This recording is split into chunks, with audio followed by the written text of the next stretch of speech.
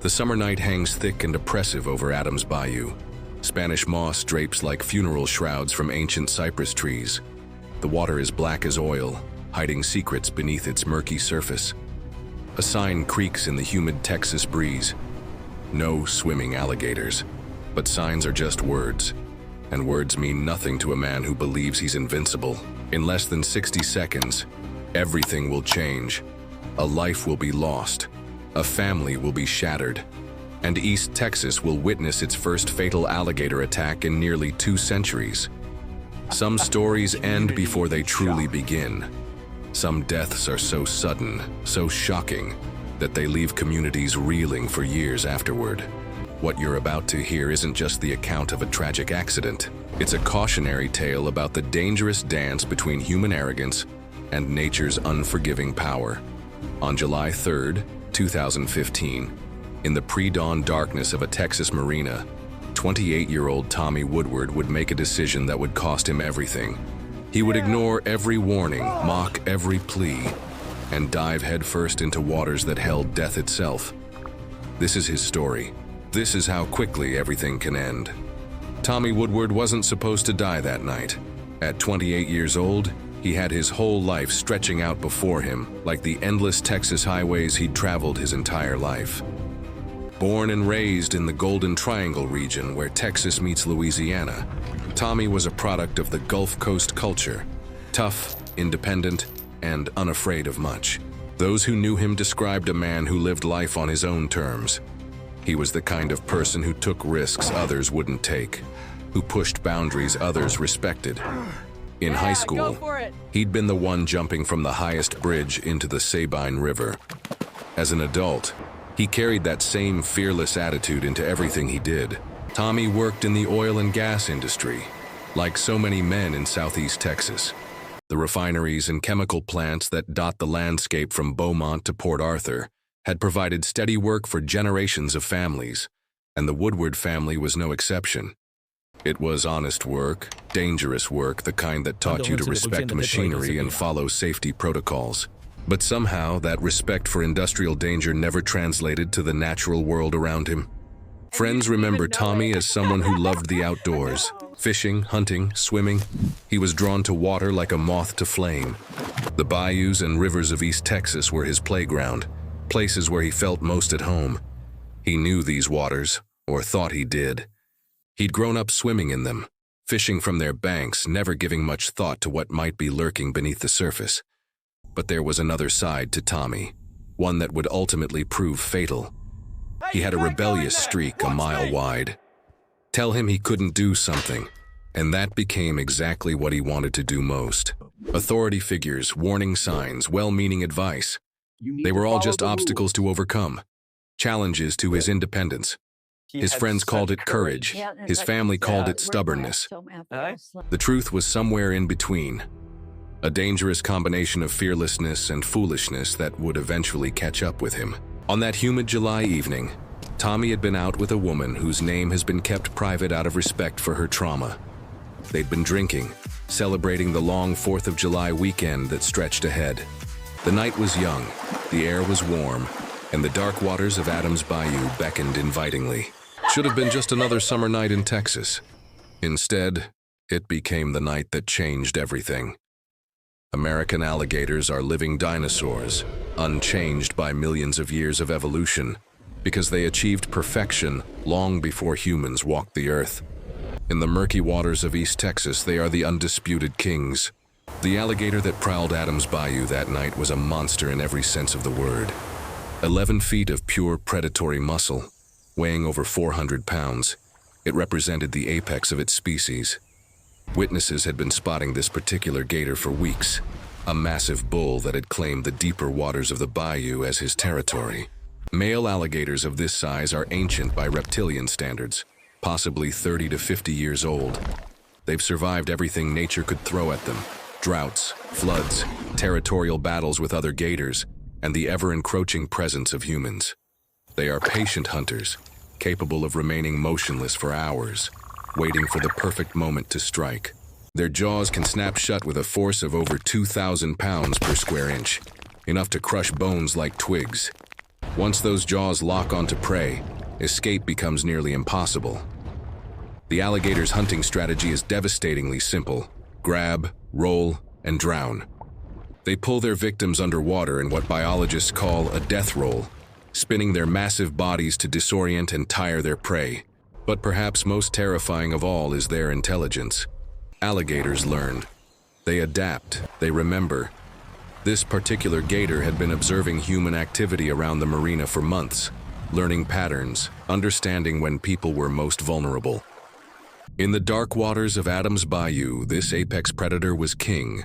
And like all kings, it would defend its domain against any intruder, no matter how foolishly brave they might be. The stage was set for a confrontation between human arrogance and prehistoric power. Only one would survive the encounter. The warnings had been there for weeks. Marina employees at Burkhart's Marina had spotted the massive alligator repeatedly, its prehistoric form gliding through the dark waters like a submarine loaded with death. The creature had grown bolder, venturing closer to the docks, its yellow eyes reflecting the marina's security lights like demonic beacons in the night. Marina owner Captain Burkhart had seen enough. The sign went up immediately. No swimming alligators. 4 simple words that should have been enough to keep anyone with common sense out of the water. The local wildlife authorities were contacted. Patrons were warned verbally. Everyone who frequented the marina knew about the danger lurking beneath the surface. What was it? But East Texans are a stubborn breed. Many had grown up around alligators, treating them with cautious respect but not paralyzing fear. The attitude was simple: don't bother them and they won't bother you. Most people heeded the warnings. Most people stayed out of the water. Tommie Woodward was not most people. In the days leading up to July 3rd, several marina employees had observed troubling behavior from various visitors. Young people daring each other to get closer to the water's edge. Teenagers throwing rocks to see if they could spot the gator. Drunk fishermen making jokes about alligator wrestling. Michelle Wright, a marina employee who would later witness the attack, had become increasingly concerned.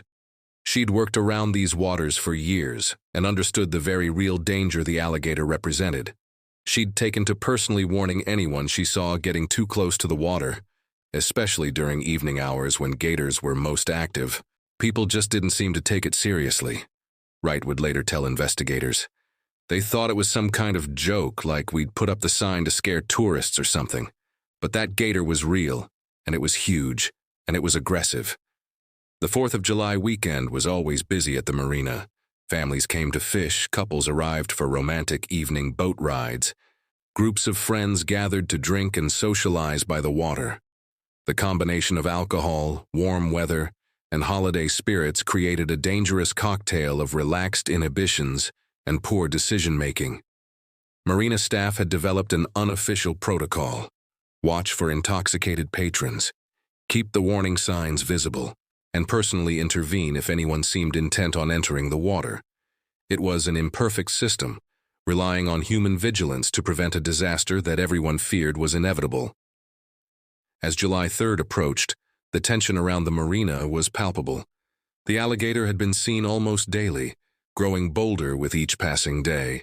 Some regulars had stopped coming altogether, unwilling to risk their family's safety.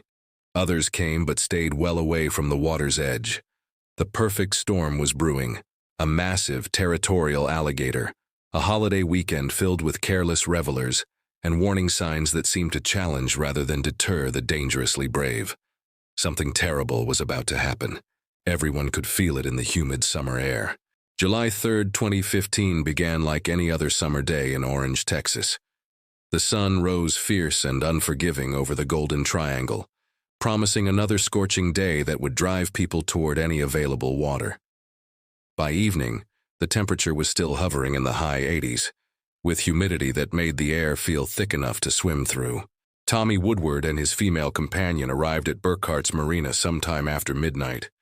They'd been out celebrating the holiday weekend, drinking and socializing in the carefree way that summer nights in Texas seemed to encourage. The marina was quiet, most of the daytime crowds having long since departed for air-conditioned homes and beds.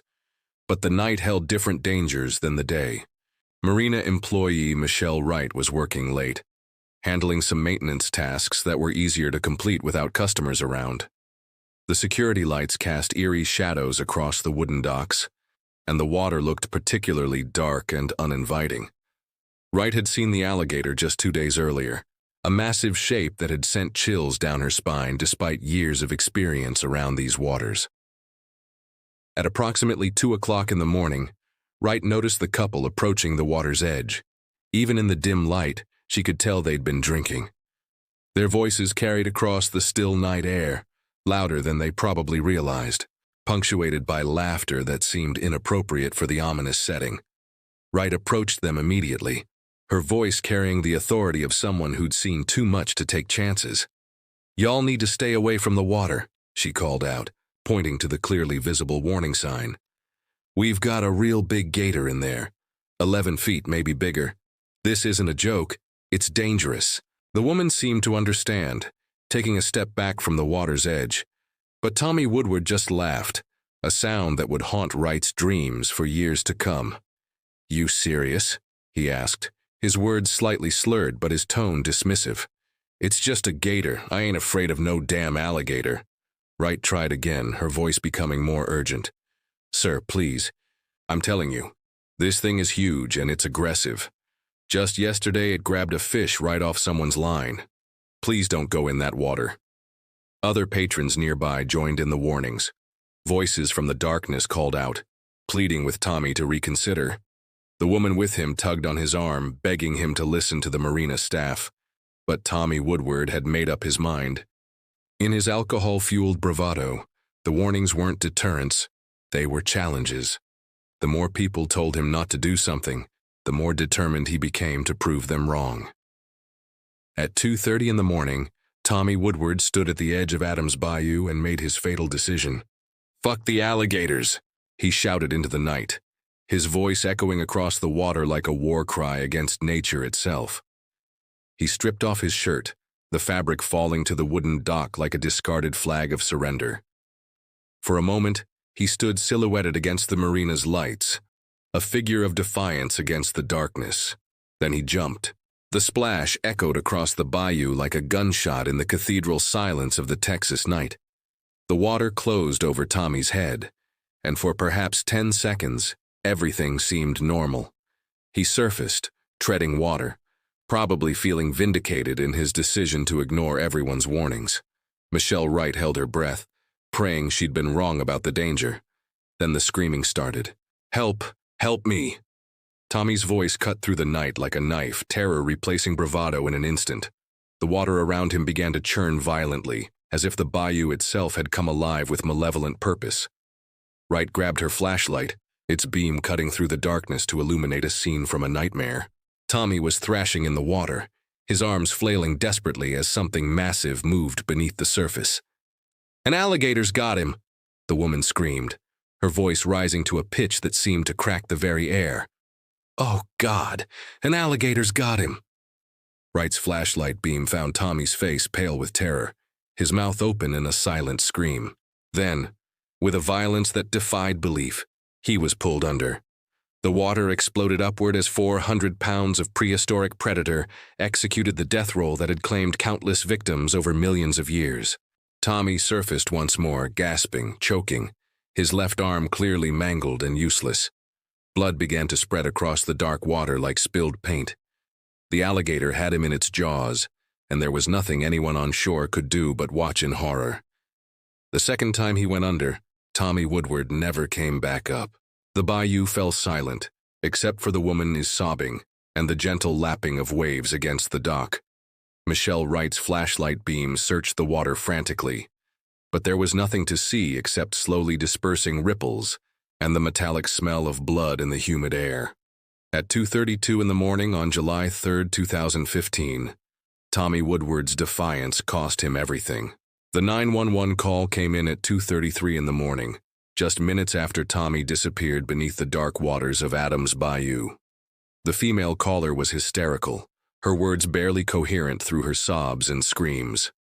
"There's been an alligator attack at Burkhart's Marina. He's gone under. Please hurry." Orange County Sheriff's deputies were the first to respond, their patrol cars screaming through the empty streets of Orange, Texas, emergency lights painting the sleeping neighborhoods in alternating red and blue. When they arrived, there were several people standing at the water's edge with flashlights searching the surface. The woman who was with the victim was inconsolable. She kept pointing at the water and screaming that the alligator took him under.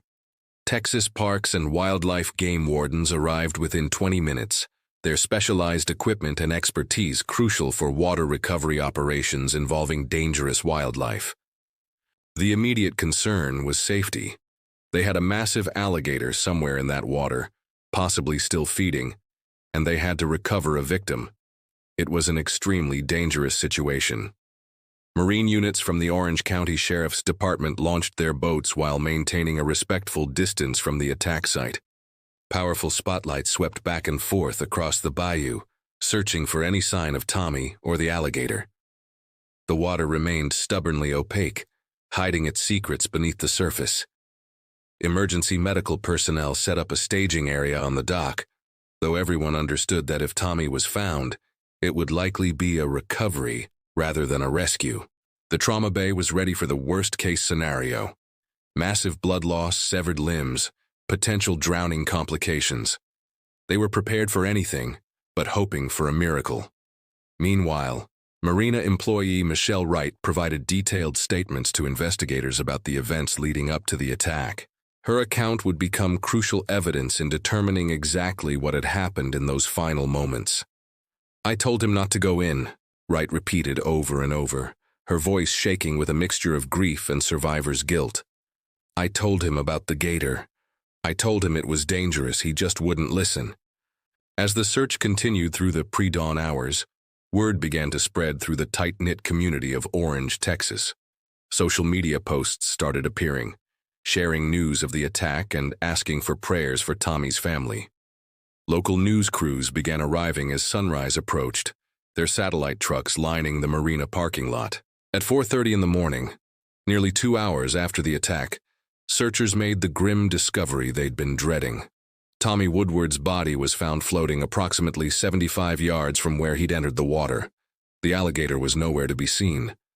Recovery divers working in pairs with armed backup on the surface carefully retrieved Tommie's remains. Even these experienced professionals were shaken by what they found. The alligator's attack had been devastating and efficient, leaving no doubt about the cause of death. As dawn broke over Adams Bayou on July 3, 2015, the full magnitude of the tragedy began to settle over the community. A young man was dead, killed by a creature that had survived since the age of dinosaurs. The first fatal alligator attack in Texas in nearly 200 years had become a horrifying reality. The autopsy results, released by the Jefferson County Medical Examiner's Office 3 days later, painted a horrifying picture of Tommie Woodward's final moments. The official cause of death was drowning.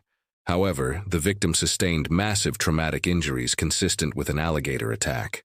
The left arm was completely severed below the elbow, and there were severe puncture wounds to the upper chest and shoulder area. The medical evidence confirmed what witnesses had described. The alligator had grabbed Tommie with its massive jaws and executed the death roll that alligators have perfected over millions of years of evolution. The force of the attack would have been overwhelming, leaving Tommie no chance of escape once the predator had him in its grip. Toxicology reports showed that Tommie's blood alcohol content was well above the legal limit for driving, confirming that alcohol had played a significant role in his fatal decision to ignore the warnings and enter the water. News of Texas' first fatal alligator attack in nearly 2 centuries spread like wildfire through local and national media. Television crews descended on Orange, Texas, transforming the quiet marina into a media circus. Reporters interviewed anyone willing to talk about the attack, from marina employees to local residents who'd grown up around alligators. The story captured national attention because it seemed to encapsulate something distinctly American: the fatal combination of bravado, alcohol, and a dangerous disregard for nature's warnings. Cable news programs dissected the incident, with experts weighing in on everything from alligator behavior to the psychology of risk-taking. For 3 days after the attack, the massive alligator that had killed Tommie Woodward remained at large in Adams Bayou, somewhere beneath the dark waters that had become its killing ground. Texas parks and wildlife officers maintained a presence at the marina, warning visitors to stay away from the water while they developed a plan to capture or kill the dangerous predator. But nature has its own sense of justice, and sometimes it arrives in unexpected forms. Kent Robnett was a local man who'd lived around these waters his entire life. Like most East Texans, he'd grown up with a healthy respect for alligators, understanding their role in the ecosystem, while maintaining the caution necessary to coexist with apex predators. But the attack on Tommie Woodward had changed the equation. "I've got grandkids who come to this marina," Robnett would later tell investigators. "My family uses these waters. That gator had tasted human blood, and that made it too dangerous to leave alive." On July 6, 3 days after the attack, Robnett took matters into his own hands. Using his intimate knowledge of the bayou and years of experience hunting alligators, he located the massive predator in a quiet backwater area away from the main marina. The confrontation was brief, but decisive. Robnett, armed with a high-powered rifle, killed the alligator with a single, well-placed shot to the head. The beast died instantly, its reign of terror ending as suddenly as it had begun. Rather than attempt to hide his actions, Robnett made a decision that would both vindicate his choice and provide closure for Tommie's family. He loaded the massive alligator carcass onto his boat and transported it to the marina's boat ramp, leaving it there for authorities to find. The sight that greeted Texas parks and wildlife officers the next morning was both impressive and sobering. The alligator measured exactly 11 feet, 2 inches in length, and weighed 436 pounds, confirming witness estimates of its massive size. Even in death, the creature was a formidable sight, its powerful jaws and muscular body testament to millions of years of evolutionary perfection. But the most important discovery was yet to come. A necropsy performed by wildlife biologists revealed human remains in the alligator's stomach. DNA analysis would later confirm that these remains belonged to Tommie Woodward, providing definitive proof that this was indeed the animal responsible for the fatal attack. After careful consideration, authorities decided to issue Robnett a formal warning for killing the alligator without a permit, but declined to press criminal charges. The decision was controversial, with some wildlife advocates arguing that Robnett should have faced prosecution for taking the law into his own hands. Others praised him as a hero who had eliminated a threat that official authorities had been unable to address quickly enough. In the quiet hours after the alligator's death, as the media circus finally began to wind down, the community of Orange, Texas was left to grapple with the lasting implications of that terrible night. The incident served as a brutal reminder of nature's power and humanity's vulnerability. Tommie Woodward's death was not just a tragic accident. It was a collision between two worlds: the human world of warning signs, safety protocols, and rational decision-making, and the ancient world of predator and prey, where survival depends not on bravado, but on respect for forces beyond our control. The bayou continues to flow, dark and mysterious as ever. Other alligators still inhabit these waters, smaller, more cautious creatures that maintain the respectful distance from humans that has allowed their species to survive for millions of years. But on July 3, 2015, that ancient contract between man and nature was broken by a moment of drunken defiance. And in the end, the bayou claimed its price. The warning signs remain posted. The waters still hold their secrets. And somewhere in the darkness, nature waits with the patience of the ages, reminding us that in the end, we are all just visitors in a world far older and more dangerous than we dare to imagine. This is the story of Tommie Woodward. This is the price of defiance. This is how quickly everything can end.